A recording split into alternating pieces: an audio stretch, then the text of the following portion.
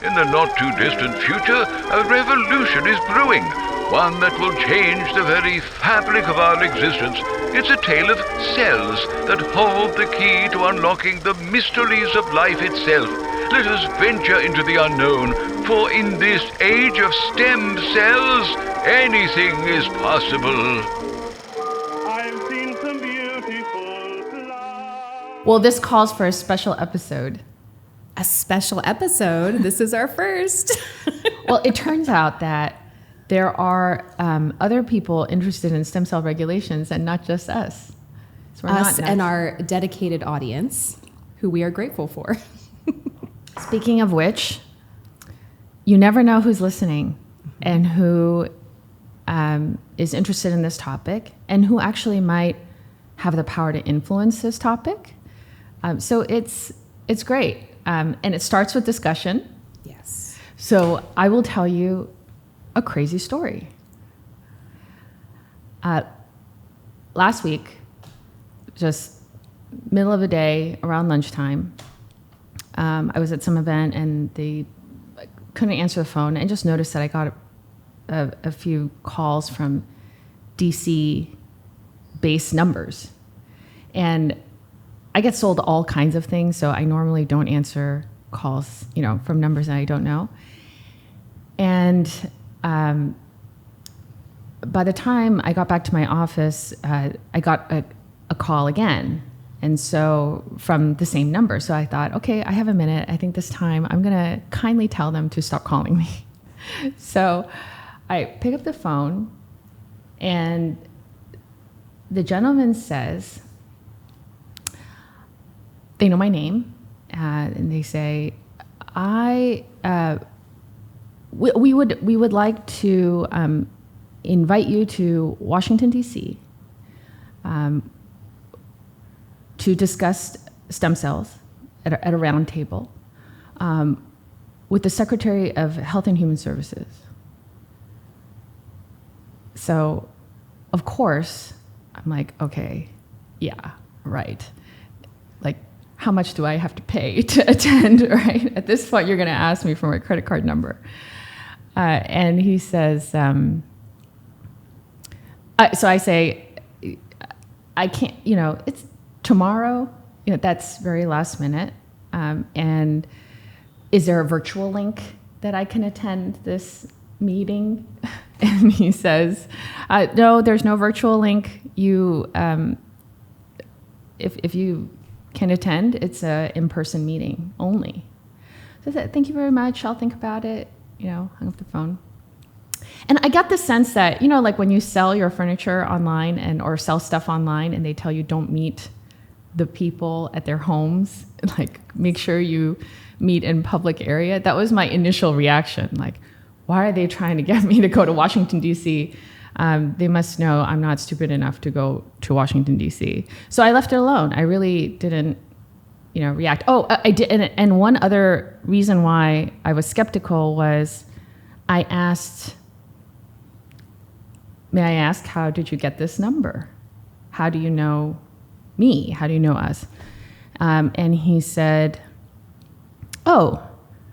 so-and-so from this congressman's office, who I looked up, and it was somebody from Kansas, and I don't think I know anybody in Kansas. That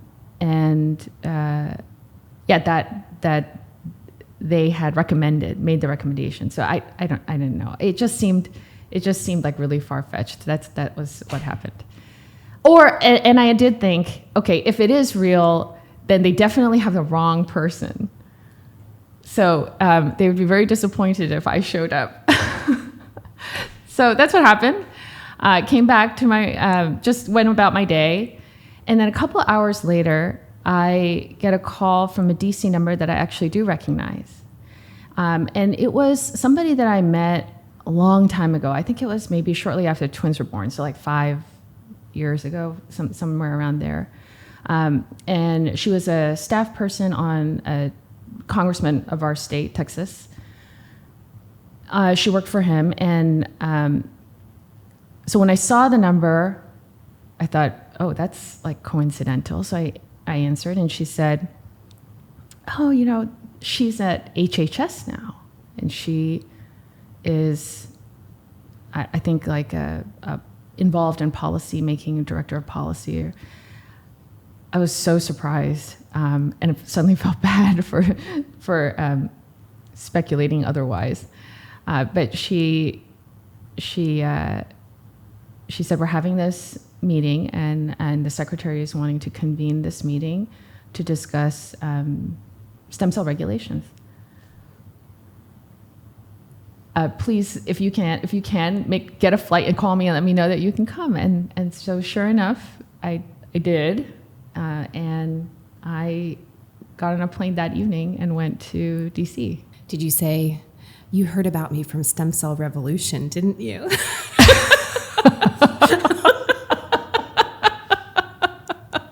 Because no. So because when you called, because and said they would think when you called and said, hey, you'll never guess where I am. I'm on a plane. I'm going to DC. Here's why. And we were laughing and thinking, laughing in joy and gratitude and going, well, wait a second, we've actually been talking about regulation now for several weeks, which is so great because that's where our minds and our notes and our research, we're really living in that space right now. So, what perfect timing to get a call to go to DC and talk about regulation. Well, the good thing is that we've been spending these last few months like really diving into the regulations. So I actually knew the regulations well, yes. But I didn't know what kind of conversation we were going to have.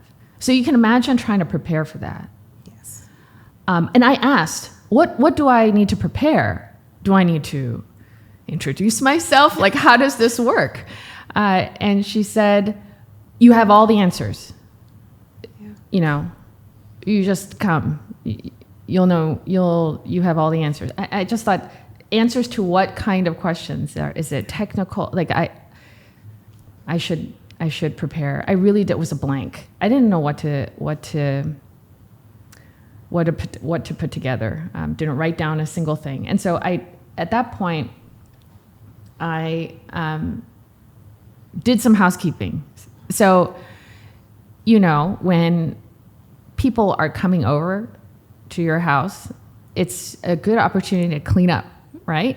Real fast. Yeah. Real fast. My mom used to say, we need to have guests every now and then because it's the only way this house gets clean. Yes. And when we come to work, it's the daily grind, right? We are, at least I am actively involved in everyday problem solving. So when you're manufacturing cells for lots of people going out all over the place, there are lots of things to deal with, like cells getting stuck in Tennessee on a FedEx truck or whatever. You're dealing with day-to-day stuff.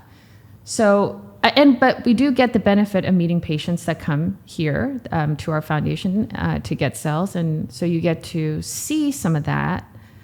But you don't get to really know what the impact is.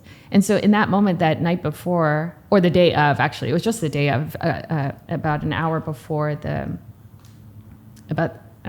meeting, I was sitting in the hotel room just calling our staff saying, hey, like how many people have we helped? How many people have benefited from stem cells that we've made here? And so everyone's frantically trying to tally this up. Now you would think, well, they have computerized systems, they have all these things. How could it take them so long to tally this up? Well, first of all, it's quite a task because, as you know, we have a lot of clinical trials. We have right to try. We have, and right to try programs are counted a little bit differently because they are reported on a yearly basis. So every time you report on them, the patients can be double counted year after year because if they continue treatment from one year to another, they'll be double counted. So we don't want to be inaccurate in our numbers. So the best way we could tally was looking at the number of exiting products from manufacturing. So regardless if a trial had treatment or placebo, we're just looking at the actual treatments that were going out without threat of unblinding and stuff. So we were counting exactly how many batches had left quality control and passed quality assurance and actually got out. And then we had to verify that those actually went into a human, right? So the back end of that.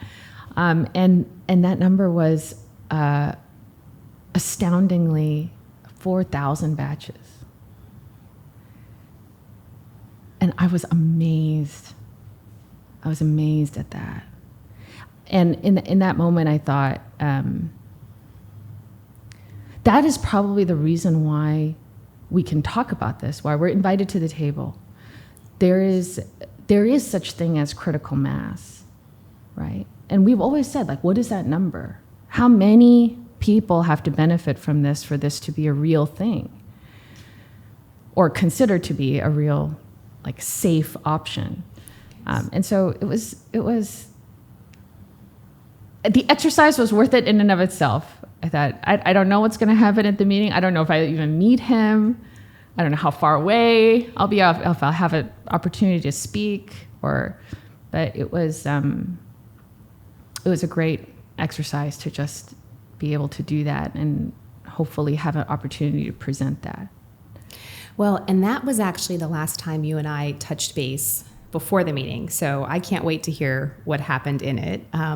But was compiling those numbers and putting those together. And I remember, I think you have moments in your professional field, in any field, if you're doing work you're passionate about and work that matters, where you stop the day in, the day out, or the weekly or the monthly, like, let's make it happen, make it work. What does it need right now? And you go, look at this.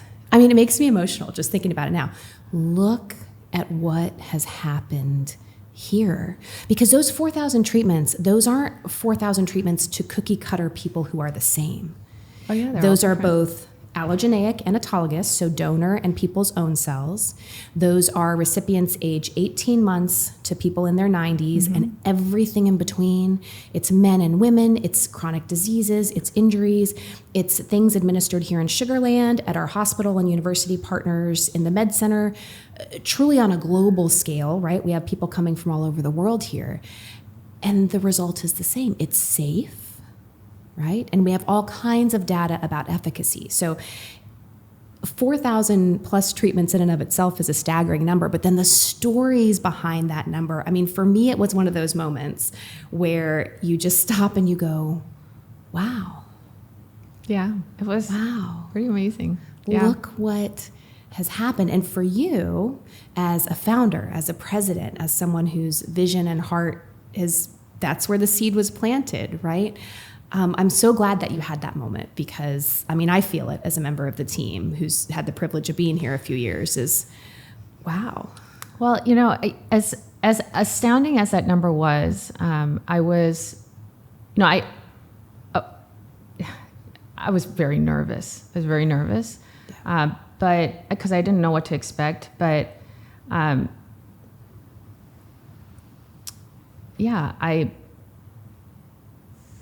knew I needed to be bold in the message, and it wasn't like, look at what we've done. It's not that, but I thought about all of the people that we've come across that we couldn't help.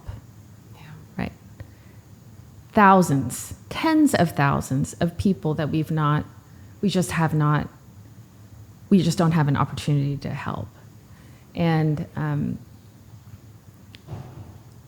suddenly you start thinking, like, if this is an opportunity to make a good case, then this is making a case of a lifetime, right? Because there are so many people that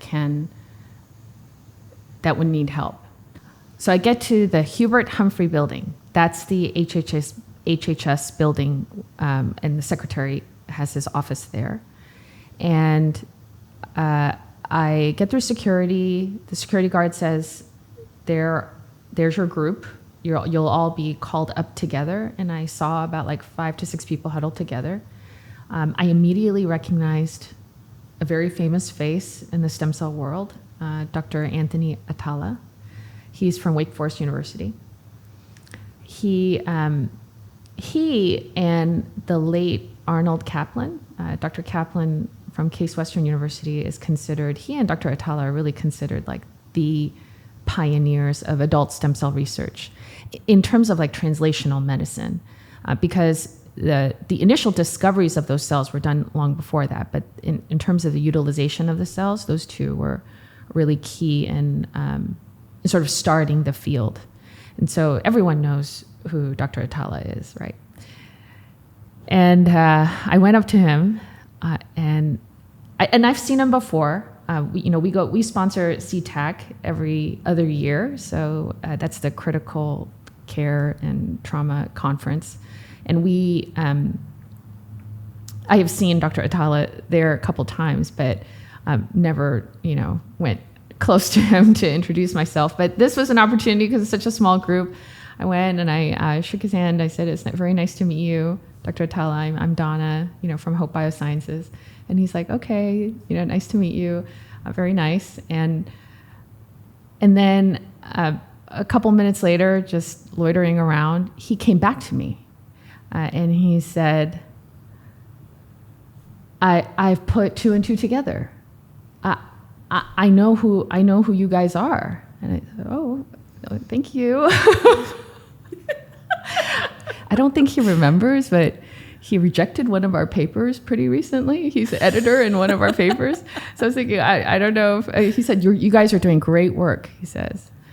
And he was actually part of the team that recommended for funding, or is funding, one of the DoD projects that we have for acute kidney injury. Okay. So through that, he knows us well in recent days, because we just got that approved. Wake Forest University does a lot of that management of those funds for DoD for these sorts of projects, because they have all that expertise in reviewing the projects. So that's where he came in, and he said, "You guys are doing great work." So it was so awesome to hear that he recognized the work that we were doing and the team that we have. Yeah, so that was a great start. I walked in to a conference room, and it was a table with about, 10, 12 seats. Each one had a name tag. I stole this from the federal government. Because I thought this is the only proof I have that I was there, So I took it. It was like that at the table. I was in the middle of the table, and I noticed when we got in, to my left was the Joanne Kurtzberg.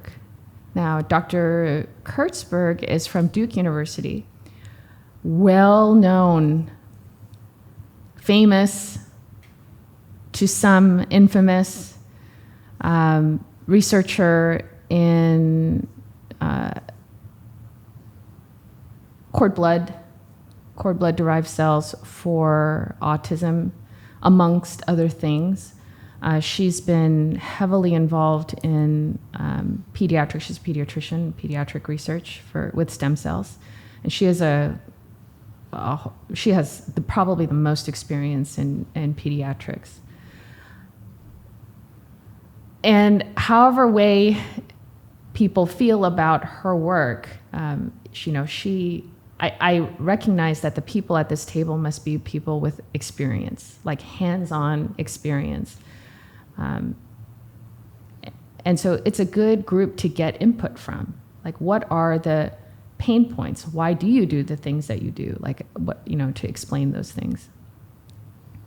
So those were the people I recognized immediately. And then in comes a secretary. She just walks in, and it's him. I'm loving hearing about who was in this room and what diversity of experience was represented just in our field, in the cell therapy world.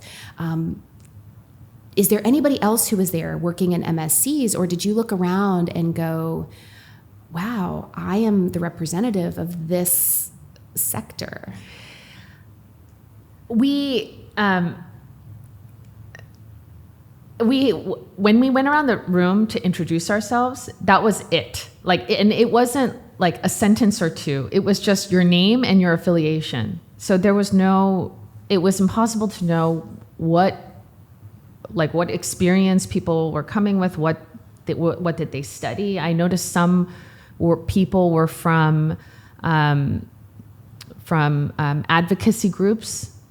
So they may not be the ones that are doing hands-on research, but they have a good idea of the numbers and the background of the impact of regenerative medicine. So it was difficult to know. And one thing I did notice was that this was not going to be a scientific conversation, nor was it going to be a scientific debate. There wasn't time for that. It was an hour-long meeting. So it's not... that we can talk all day about the differences of stem cells. Not all stem cells are created equal. Efficacy is dependent upon all these things. But, for once, we are uniform in what we see as the limitations of current regulations. And that's it, really, talking about limitations of current regulations. Do we have solutions? I don't know. We've talked a lot through even these conversations about what kinds of things could be done or should be done, or other countries and modeling after other countries. And there's plenty of ideas, but first, I think just having the opportunity to be heard. One of our last episodes, did you see someone made the comment? I saw someone made a comment like why don't they ask people in the field to help with this, right? Why don't they, as the government, ask people in the field? You see, if you ask policymakers, they only know from a policy standpoint, from a legal standpoint, and a regulation standpoint, even people in FDA. But people doing the hands-on work, we know exactly where the limitations are, and how to actually implement these things safely. So that's what really I advocated for. I advocated for safe use of what I consider low-hanging fruit, products that are safe and should be accessible, products that are clearly cells that come from you, going back to you, and that I think is something that we should really think about carefully, because the fact is that our regulations, at least the HCTP versus drug regulations, the human cell tissue product versus drug debate or deep dive that we've been doing, demonstrates that the criteria that were written was written for a very specific purpose. It was written for cells and tissues like a blood transfusion or like an organ donation, things that are like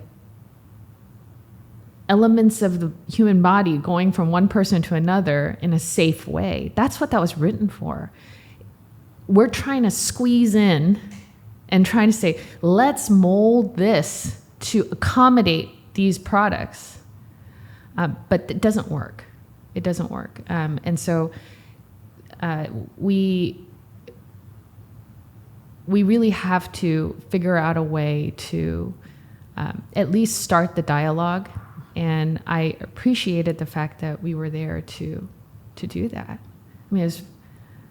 No one has ever asked our opinion, right? Yeah. Well, and more broadly, I was very impressed.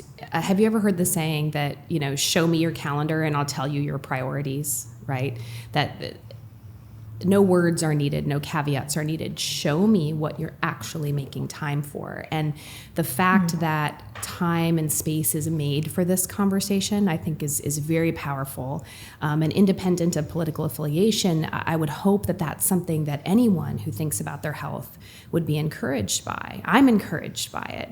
I do have a question though. Was there any conversation about access for prevention? Oh no, we didn't go there. Okay. It wasn't really... the conversation wasn't really geared towards specific uses. It was just, what are the issues?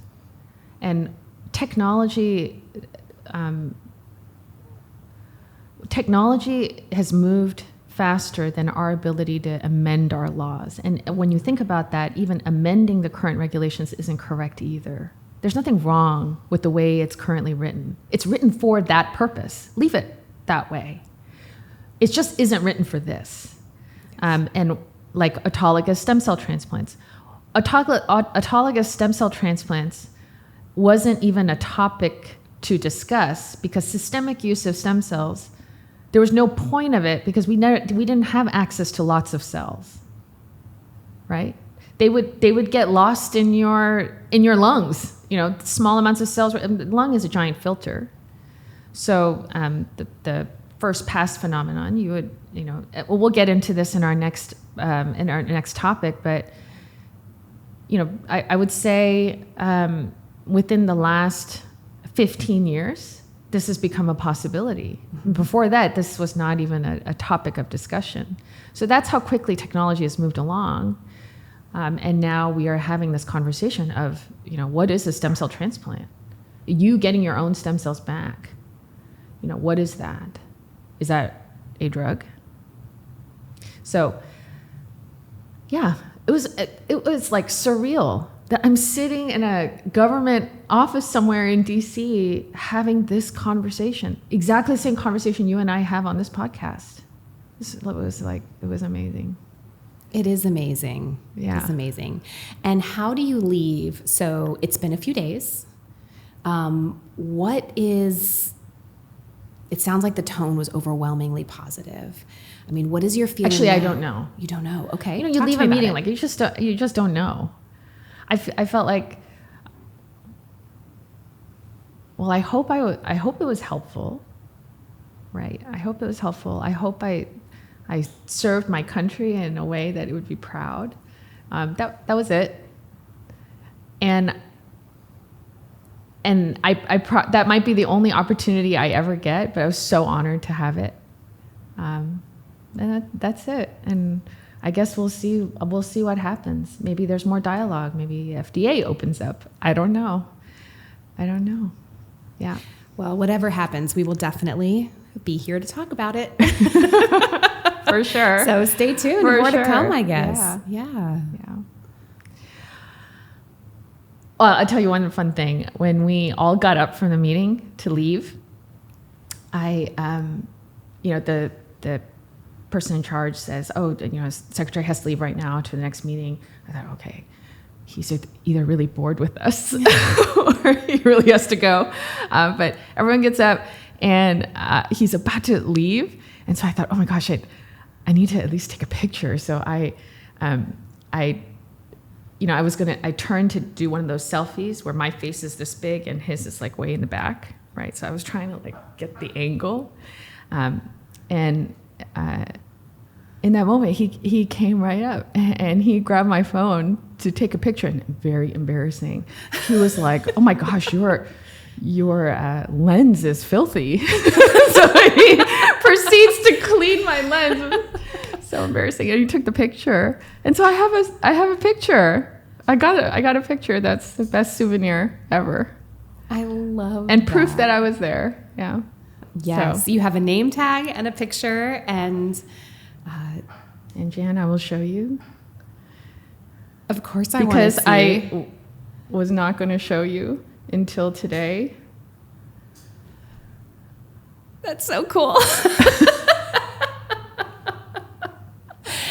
That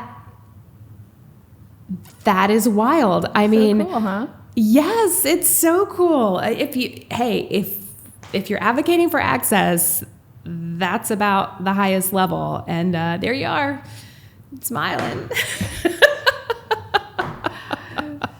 I love it. Well, congratulations so cool. And thank you. Thank you for going. Oh, no, it was. I'm glad I went. Yeah. I'm so glad I went. Yeah, what an opportunity to go. I'm glad everybody in that room went, because we've said for years that it changes when people come together and they start clamoring for change and they start going, this is the form we want our healthcare to take. And if you think about that room and the number of patients who are represented just by the presence of the individuals at that table, that's a clamor. Yeah, it was to see a group that are truly dedicated to advancing regenerative medicine and doing it correctly. That is what is such a breath of fresh air. Yeah. It's not an, in this space, there are all kinds of players. And so we're not like arguing through the noise. You're just trying to make a case for, okay, we have all these problems that exist right now. When our rules are written in a way where we're saying we want to ensure patient safety, but at the same time, because of our rules, we're forcing patients to get on planes and go get treatments overseas without even knowing what the safety and quality of those products are. Our rules are actually working against us, right? And doing the opposite of ensuring safety. So we need a solution for that. And it's a great time to be discussing it. So yeah, happy to share my story. What a great story. What a great trip. What a great year. Did not have this on my bingo card. Yeah, no, I never imagined it in a million years. So if someone listening was the one to have recommended, I don't know. Well, I guess we'll never know how we were invited to the table, but we're so grateful to have been. Yeah. Yes. All right, Jan. Well, until the next time. Until next episode.